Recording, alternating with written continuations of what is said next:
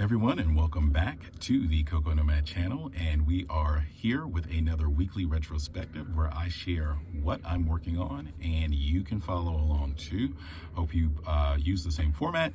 Will be in the description below. If you enjoy these videos, please click the like button. And if you're interested in more information around remote work, travel, location independence, please hit the subscribe button and you'll get updates when new videos are available. So let's go ahead and dive into this week's, and starting with what went well. Well, the first thing that went well was yesterday's ATV Sunday. It was amazing. I had a great time.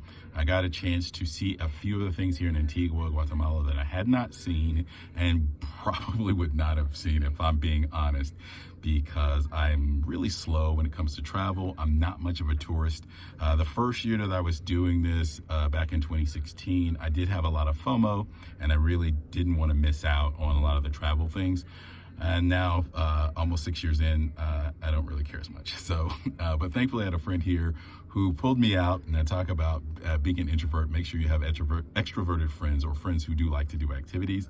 And that way you can get kind of pulled out of your shell and get out and do those kinds of things. So that's really what I'm all about when the opportunity presents itself. And yesterday was amazing. We did several activities, riding an ATV around Antigua and outside of the city, up the mountain. And it was great.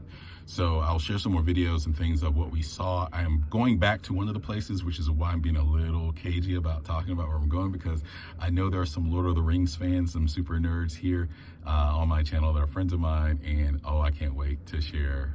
We're going back on Wednesday and doing a whole day there, so that's going to be awesome. But other than that, we did go to the Cerro de la Cruz, which is the Hill of the Cross, and got an opportunity to visit a couple other locations, little towns up on the mountainside, and that was a lot of fun. I'll share a video of my attempt to actually dunk a basketball. It's been a long time.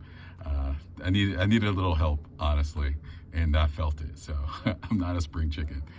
The next thing that went well this past week was I had an interview with the company I mentioned that I used to work for, and I'm looking to go back. So things went well in the first interview. I have a technical interview coming up, and I'm really excited about just sort of talking about tech, which I always love talking about, whether formally or informally. And we'll see how that goes. And if we are moving forward in the process, that would be great.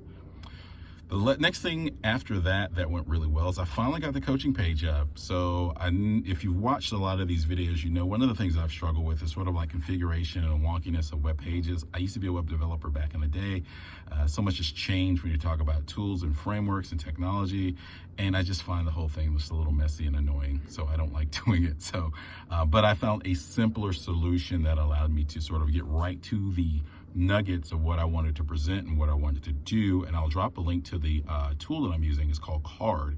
And Card is great because it really specializes in just making a single landing page. And I liked it because it allowed me to not have to deal with the WordPress configurations and have to go down the rabbit hole of changing a theme that I really wasn't a fan of on the site. And I can push that off until later when I really have the time and energy and attention to just dive into that portion.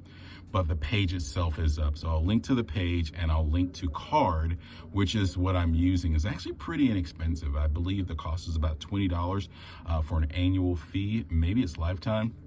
But I can create 10 different landing pages, and I've already used it for 2, which has been very, very helpful.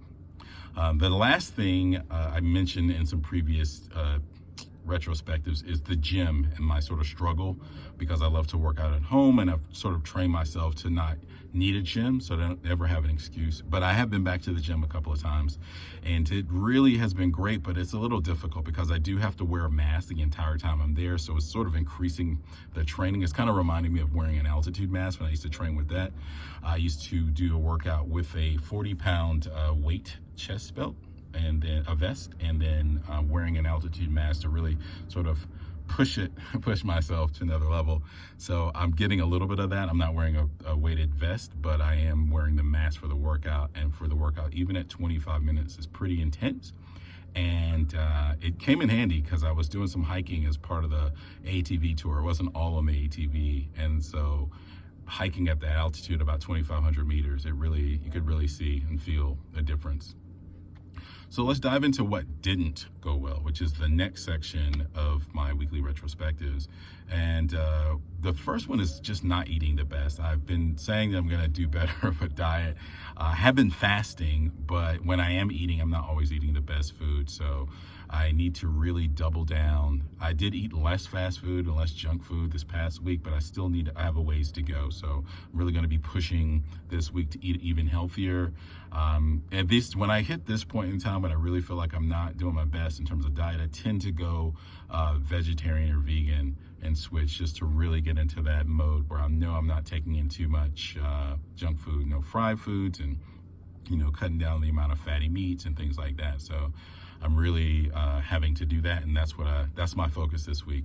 I had pizza yesterday. We found a great place finally that had brick oven pizza, and I was really excited about that. So I think that's going to be just the cap of this past week, and I'll go back to, there's some vegetarian restaurants here, vegan places, and some Indian places, so I can definitely get the kinds of food that I want to get and reduce the things that I don't want to have in my diet and sort of get this thing rebalanced. So that's really important.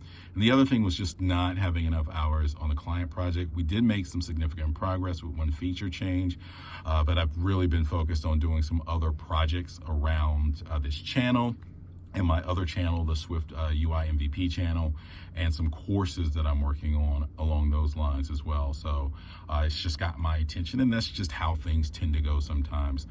One week, one project gets more focused than the other, and so this week it'll move back in the other direction and giving some more attention to that particular project. So what have I learned? I think the biggest thing is just a reinforcement of an old lesson, which is to say yes.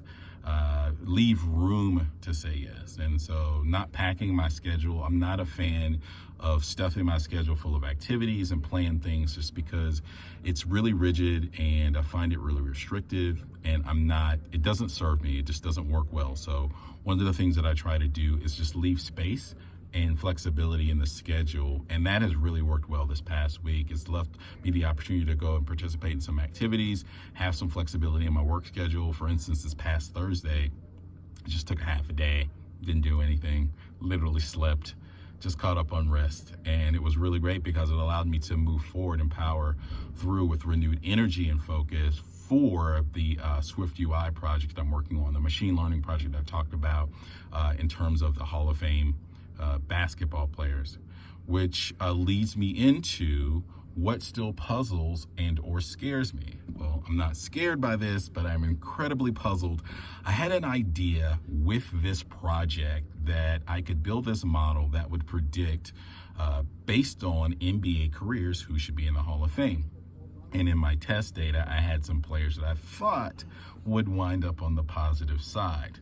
Well, so far, that has not happened. There are some surprises in terms of players that I didn't think about, but their resumes are really stellar. I just wasn't aware of it. And then there's some players that I thought, well, if I use this new model, they should shake out to be Hall of Famers, and that isn't happening. The rankings or ratings are very low in terms of the likelihood. So I'm going to go back and look, and I'm working on some different models. I think one of the great things about doing this is it's allowing me to sort of really get acclimated and learn a little more about machine learning and building models.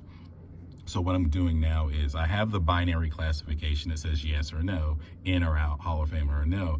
But now I'm working on a multi-class model that allows me to put these players into different classes to more clearly sort of identify what I think are some oversights. So some players that are just not getting the love in terms of appreciating what they brought to the table during their careers. So we'll see what happens there. And there'll be more of that on the Swift UI MVP channel, although I will drop 1 or 2 videos here to sort of lead you back over there if you're interested in diving into the nerdiness of that stuff. But if you just like the basketball aspect, then I'll put that on this channel as well, because I know I've got some sports fans over here. And then finally, what will I do differently? And so this week, I'm just dedicated to finishing the first course. And the first course is just around using the CreateML tool and creating these models, because it's very straightforward. It's fairly simple. It's just a matter of sort of preparing your data and cleaning your data and putting it in. But it was a bit fun. Like, I really enjoy it. I do have another one that's going to be an image classifier that I'll do a bit later that I found I've also am fascinated by these questions. Anytime I get a question or see something in the world, I'm like, I wonder if I can use this. It's the intersection of like this technology, my curiosity with travel. So this is another one with travel, and I started noticing something. So it's a bit of a surprise, and I'll announce it later when I'm actually working on the project. But it's got my interest. I just have to kind of keep my puppy dog brain focused on one thing at a time. So that's it for this week. As always, if you are interested and you have any questions about this process or about travel, please hit me up. I'll drop the links to doing a discovery call if you're just interested and you want to talk about sort of your journey, your path, and the way you work. So it could be around travel, it could be around remote work, it could be around either.